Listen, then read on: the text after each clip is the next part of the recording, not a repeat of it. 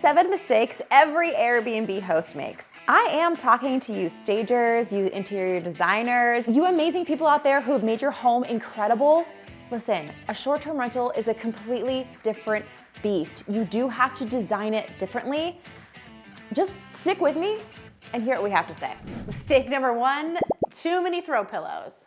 And I'm talking about throw pillows on your couch, on your chairs, on your bed, your benches, your outside, your outside furniture.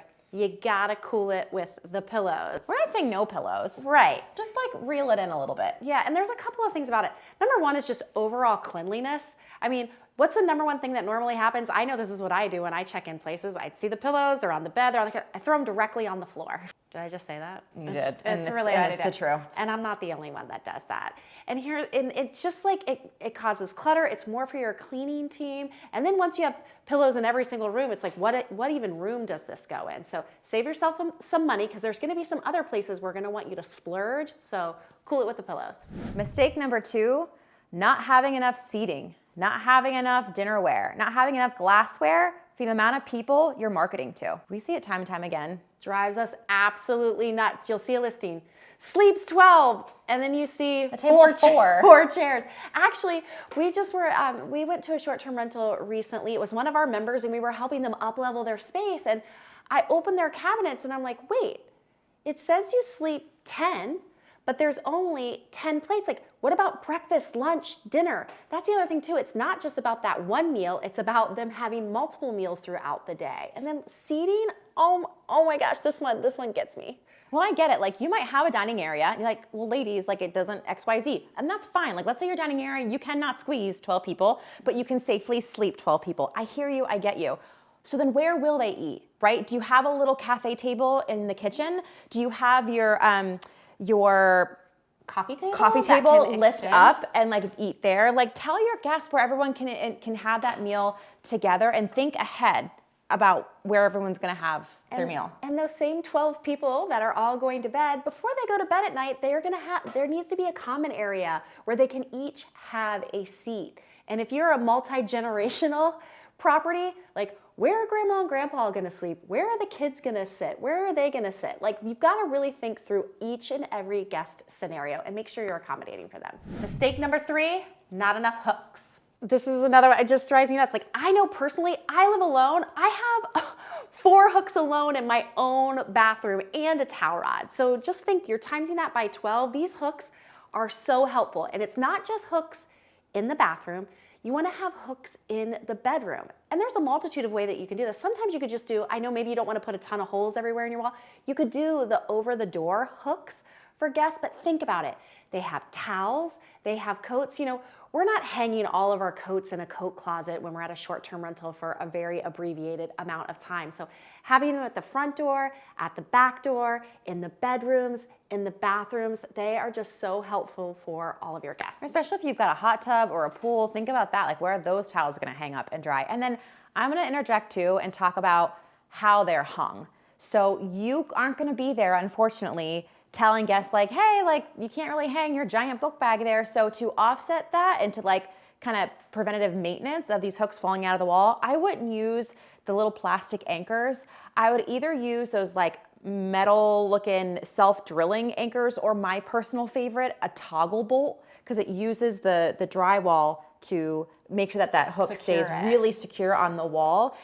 Just if you're going to hang your hooks, you don't want them falling out. You want them to be able to withstand as much weight as possible. So make sure they're installed really securely. And I know, and Sarah and I, every time we go to our property, we're like, oh, wow, they have amazing hooks here, amazing hook placement. Like, we are really taking note of that. So do the same in your spot. Speaking of amenities and making sure that your home has everything it needs, check out this video about these kitchen amenities that'll really set you apart.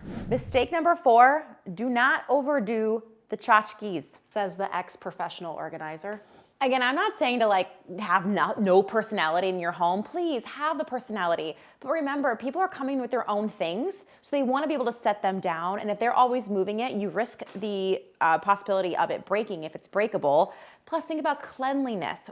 That's a big hurdle in the vacation and short-term rental world is keeping spaces clean and having your cleaners really understand the level of cleanliness you're after. Well, if you give them all these little things, they've got to dust all the time or get underneath them, they got to pick them up, and just limit it. Really be thoughtful about the decor that you leave in the property and make sure it really enhances the stay, whether it's visually or the way they move about the space, and just be thoughtful about it. And again, we're talking about that multi-generational. We know we have, our videographer actually that helps us, he travels with his children all the time, and he's like, oh my gosh, when he checks in and there's tchotchkes everywhere, that's number one thing that he has to do is like make sure all of them are up high so his kids aren't getting into him. So think about who your guest is.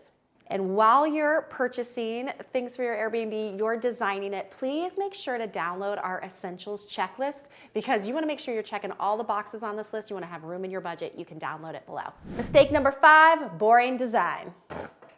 You don't want to be a snooze fest when people are scrolling through where they're going to book. You've got to be bold. You don't want to be plain. You've got to stand out in this sea of listings that are there.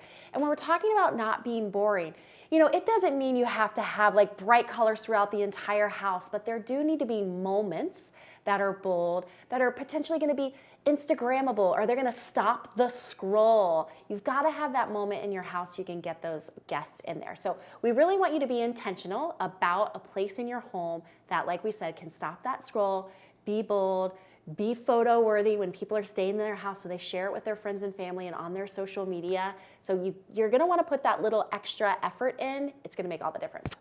Mistake number 6, being cheap.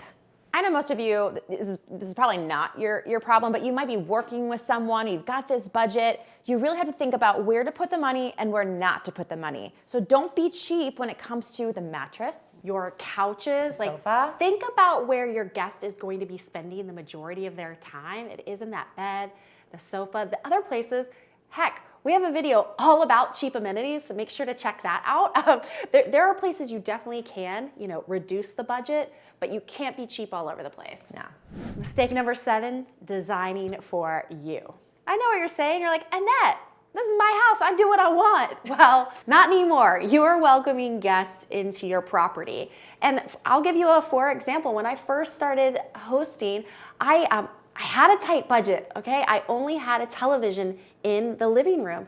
None of my bedrooms had televisions, and I can share with you, I know I lost a lot of bookings on that because it was a frequently asked question. I was like, why are there televisions in the bedroom? And I didn't have a television in my bedroom at the time, and so I was like, sorry. Well, they were like, sorry, I'm not booking with you. So if you do think about it, a lot of people have televisions in their bedrooms, hotel rooms.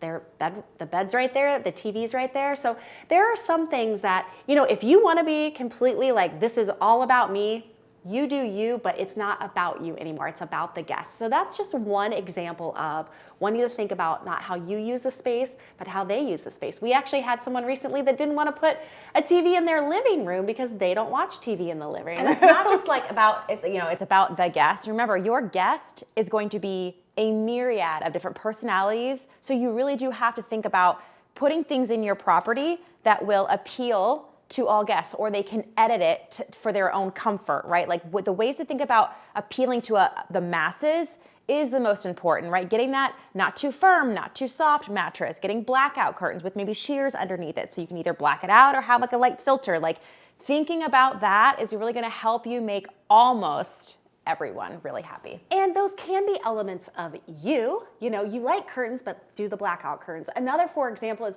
hey, I like to sleep with just a sheet. Well, guess what? Some guests might want a duvet and another blanket. There are other things. Maybe they want 4 pillows instead of 2 pillows.